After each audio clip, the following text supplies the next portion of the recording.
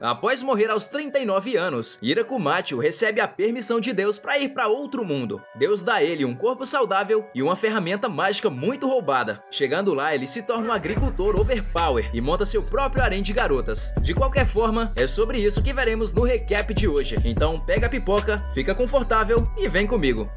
Iniciamos essa história com o nosso protagonista chamado Irakumakio. Ele tinha morrido em seu antigo mundo, então estava lá conversando com Deus. Deus disse que daria uma segunda chance a ele, já que sua vida antiga tinha sido muito cruel, sendo traído pelos outros e morrendo graças a uma doença terminal. Ele pergunta se Iraku tinha algum pedido a fazer, e ele diz que queria ser agricultor, já que nos dias em que ele esteve em uma cama no hospital, ele adorava assistir a esses programas de agricultura. Deus disse que tudo bem e dá a ele um corpo saudável e também uma ferramenta, a qual ele chama de ferramenta agrícola onipotente. Logo depois, a cena muda para Iraku acordando no meio de uma floresta. Ele fica feliz em conseguir se mexer e nota que seu corpo parecia ser bem jovem. Então ele lembra que Deus deu a ele aquela suposta ferramenta agrícola onipotente. E após ele falar o nome da ferramenta, ela aparece em sua mão. Iraku nota que não importa o quanto ele use a ferramenta, ele não se cansa tão fácil. Depois disso, Iraku sai à procura de água e comida. E após procurar por um tempo, ele não consegue achar nada. Enquanto procurava, Iraku acaba avistando uma árvore gigante. Então ele vai até lá para montar sua base. Chegando lá, Ícaro descobre que sua ferramenta consegue se transformar em outros tipos de ferramenta, desde que não seja nada muito grande. Então ele decide cavar um poço, na tentativa de achar água. Depois de cavar, ele consegue achar água de primeira, ficando feliz com isso. Após isso, a cena muda para ele planejando derrubar uma árvore que estava atrapalhando a construção da base. Então Iraku transforma sua ferramenta em um machado, e com apenas um corte, a árvore já é cortada no meio. Um tempo se passa e ele nota que já estava escurecendo, e até agora ele não tinha conseguido fazer fogo. Então ele transforma sua ferramenta em uma lupa para tentar fazer fogo com ela. O problema mesmo é que não tinha mais sol para isso, então ele se vê obrigado a fazer um buraco na árvore gigante para passar a noite. No dia seguinte, após acordar, Iraku vai até o poço que tinha cavado para ver se a água era segura de se beber, e descobre que sim. Depois ele tenta fazer fogo usando a lupa, e após isso, Iraku começa a limpar a área que queria construir sua base. Nessa hora, ele é atacado por um coelho selvagem, então ele dá-lhe uma picaretada na cabeça do bicho. Depois ele assa a carne do animal e logo em seguida a come, mas ele não se sente muito bem em ter passado a picareta no bicho. Depois de um tempo, Iraku vai fazer suas necessidades, mas ele não se sente muito confortável em fazer isso ao ar livre, então ele constrói um banheiro. Um tempo se passa e Iraku começa a pensar em outras formas de conseguir comida, e a conclusão que ele chegou foi a de fazer uma plantação. Logo em seguida ele começa a arar a terra, enquanto pensa no que ele vai plantar. Após terminar de arar a terra, ele percebe que não tinha nenhum tipo de semente para plantar, ou seja, ele arou a terra à toa. No dia seguinte, Iraku se surpreende após perceber que sua plantação tinha começado a crescer, mesmo sem ele ter plantado nada. Então ele começa a pensar que talvez seja algum poder mágico de sua ferramenta onipotente. No resto do dia, Iraku passa construindo algumas trincheiras e muros para proteger sua base e sua plantação dos coelhos selvagens. Após isso, ele começa a construir sua casa, e no dia seguinte, enquanto andava, ele avista dois cães feridos. Então ele os chama para sua base e os alimenta com um pouco de carne de javali. Nessa hora ele nota que um dos cães estava com a barriga um pouco grande e percebe se tratar de uma fêmea grávida. Logo depois, ele leva os cães até um local seguro para ela dar à luz. No dia seguinte, ele vai dar uma olhada para ver se estava tudo bem com os cães e percebe que ela tinha dado à luz a 4 cachorrinhos. E para comemorar, ele corta a melhor parte do javali e dá para eles comerem. Um tempo se passa e ele nota que os cães não iriam a lugar algum. Então Iraku decide ficar com eles. Depois de um tempo, quando os filhotes cresceram, Iraku nomeou as fêmeas de Yuki e os machos de Kuro. Desde então, os cães o ajudam tanto na caça como também o ajudam a patrulhar. E é aqui que começa a jornada de um agricultor overpower. Iniciamos o dia seguinte com Deus curioso para saber como estava indo seu mais novo reencarnado Iraku. Ele se lembra do erro que cometeu após conceber uma vida cheia de sofrimento para um homem inocente, no caso Iraku.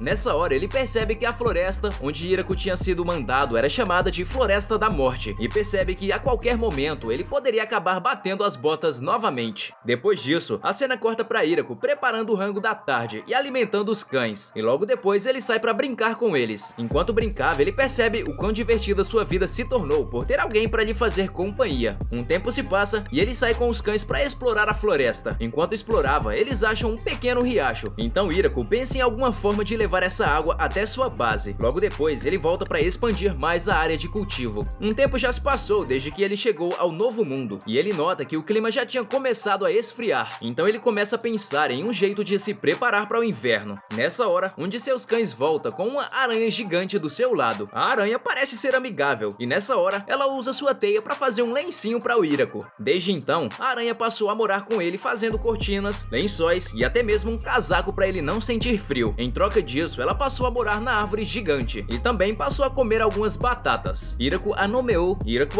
de Zabuton. O inverno finalmente chegou e vemos Hiraku se aquecendo perto da fogueira. Ele diz que tem se sentido muito sozinho ultimamente e se pergunta quando foi a última vez que ele conversou com alguém. Depois de muito tempo, a primavera finalmente chegou e Hiraku nota que os filhotes que não eram mais filhotes foram embora, mas eles voltaram um tempo depois e aparentemente eles apenas tinham ido à procura de parceiros. Logo depois disso, ele também percebe que Zabuton estava com um monte de filhotes. Ele fica com um pouco de inveja de todos terem uma família, mas logo depois ele volta ao trabalho. E nessa hora, Zabuton começa a tocar o alarme de emergência e um de seus cães o chama para lhe mostrar alguma coisa na floresta. Chegando lá, ele nota que tinha uma pequena garotinha do jeito que veio ao mundo, então ele tenta ajudá-la e nessa hora, ela pula no pescoço dele, o mordendo e logo depois se transformando e ficando um pouco maior. Depois disso, todos os cães de Hiraku ensinam a ela uma pequena lição e no final de tudo termina com ela ficando pequena novamente. E Hiraku pergunta pra garota se ela era sua inimiga ou algo do tipo. Ela explica que não estava lá pra fazer mal a ninguém e que ela só sugou o sangue do prota pra poder recuperar suas forças. Então Hiraku se oferece pra deixar ela sugar seu sangue e recuperar suas forças. E assim a garota faz. Depois disso, a cena corta pra ele chegando na base de Hiraku. A garota fica impressionada com as plantações do prota, então ele dá pra ela experimentar uma de suas tomates e a garota parece gostar muito. Então ela pede para o prota mostrar mais de suas plantações. Eles passam um tempo juntos explorando as plantações e se divertindo. O final do dia chega e o prota vê a garota usando o que parece ser magia. Então descobrimos que o nome dela é Lulusi. Ela diz ser uma pesquisadora. Lulusi conta que estava na floresta, pois alguns nobres tinham tentado roubar a sua pesquisa. Então ela decidiu fugir e se esconder. Ela diz ser uma vampira, embora isso já fosse meio óbvio para todos nós. Ela fica animada em poder estudar os vegetais que Hiraku cultivava e pergunta se ela poderia visitar algumas vezes para poder estudá-los. Hiraku nota que se Lulusi for embora, ele voltará a ficar sozinho, então ele pede para a garota ficar com ele, pedido esse que mais parece um pedido de casamento, e é exatamente isso que a Lulusi pensa. A conversa começa a ficar mais estranha quando o prota diz que quer ficar com ela para sempre, e aí já sabe, né? A garota ouvindo isso já começa a mijar um guaraná. O prota diz que não gostava de morar sozinho, e nessa hora ele se toca que aquilo parecia mais um pedido de casamento, mas mesmo assim ele não liga e diz que é exatamente isso que ele queria. No final de tudo, Lulusi aceita ficar com o prota. No dia seguinte, Hiraku acorda animado para começar a trabalhar e após ver Lulusi, ele percebe o quão bom é ter alguém por perto para poder ajudar. Depois disso, eles saem para dar uma verificada nos vegetais, enquanto conversavam sobre ervas de chá.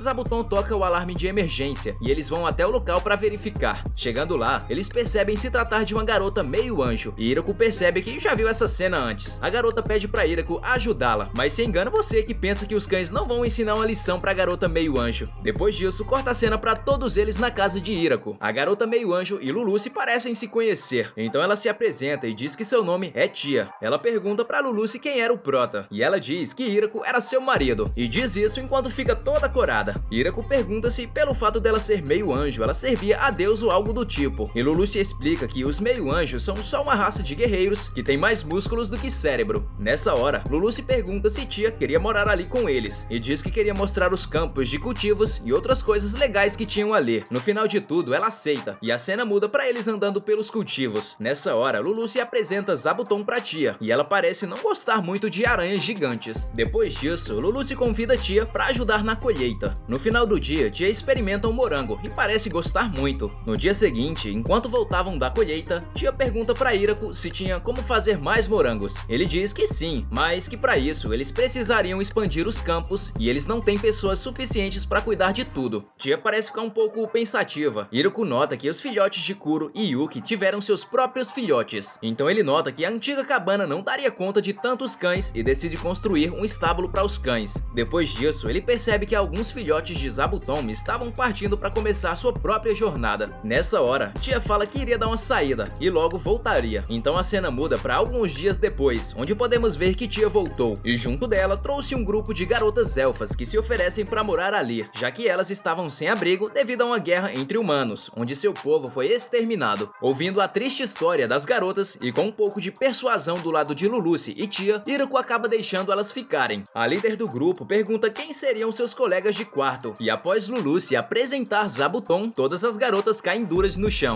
Hiraku nota que precisaria fazer um lar para as garotas. Um tempo se passa e, com a ajuda das elfas, Hiraku consegue construir uma casa enorme para todas elas. As garotas também se mostram muito úteis quando a questão é colheita. Mas o resto dessa história vai ficar para uma possível parte 2. Então deixa o like e se inscreve para não perder os próximos vídeos. Obrigado por assistir, eu vou ficando por essas.